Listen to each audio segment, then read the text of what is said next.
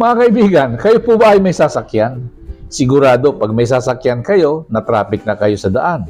At kung wala naman kayong sasakyan, sigurado, nahihirapan kayong kumuha ng masasakyang pampubliko.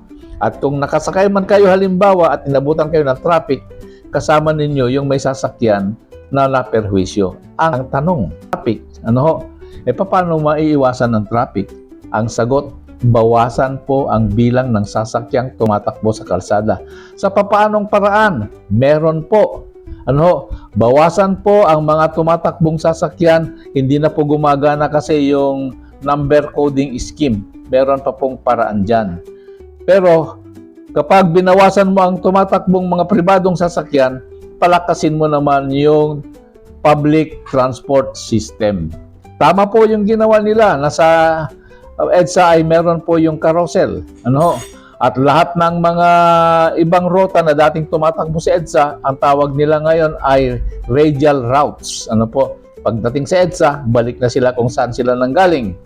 At lilipat sila. Tama po yun. Kaya lang, bawas-bawasan po natin ang bilang ng mga sasakyang tumatakbo sa kalsada, lalong-lalo na yung pribadong sasakyan. Paano? Abangan po ninyo, aming tatalakayin yan sa susunod.